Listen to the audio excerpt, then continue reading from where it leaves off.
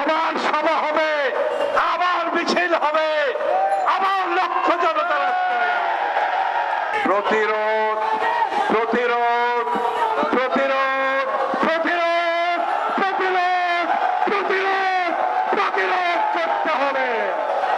অনেকে বলার চেষ্টা করছে, যারা যারা সরাসরি অথবা ইনডাইরেক্টলি এই সরকারের পক্ষে কাজ করছে, তাদের কিছু সংবাদপত্র আছে, তাদের কিছু বুদ্ধিজীবী আছে, তারা একটা কথা বলছে কি জানেন?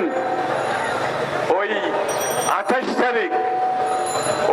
তারিখ আমাদের বিশাল জনসভা ঢাকাতে গুলি মেরে, গ্রেনেড মেরে, টিয়ার গ্যাস মেরে 20 লক্ষ 30 লক্ষ মানুষের জনসভা তারা সেদিন বন্ধ করে দিয়েছিল। এই জন্য অনেকে বলে আন্দোলন কি তাহলে আবার নতুন করে শুরু হবে?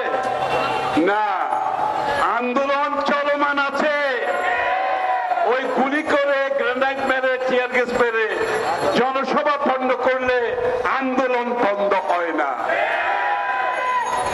আর ওই ভোট চুরি করে, দামি নির্বাচন করে কেউ যদি মনে করে আন্দোলন শেষ হয়ে গেছে অথবা বিএনপিকে নতুন করে শুরু করতে হবে, আমি পরিষ্কার ভাবে বলছি, নতুন করে শুরু করার কিছু নাই।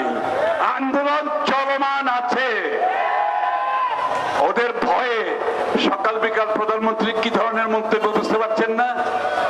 ভয় কাটছে না, কারণ ওরা জানে বাংলাদেশের 95% মানুষ তাদের নির্বাচন বয়কট করেছে, পরবর্তীতে উপজেলা নির্বাচন বয়কট করেছে। তো তারা জানে ওই নির্বাচন করে কোনো লাভ হয়নি, ওই সভা বন্ধ করে কোনো লাভ হয়নি। আমি একটা কথা বলতে চাই, আমি ঢাকায় এই কথাটা বলছি, আবার রিপিট করতেছি।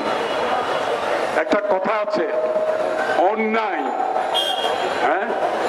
অন্যায় যখন আইনে পরিণত হয়, কথাটা খেয়াল করেন, অন্যায় যখন আইনে পরিণত হয়, প্রতিরোধ কি অপরিহার্য, প্রতিরোধ অপরিহার্য।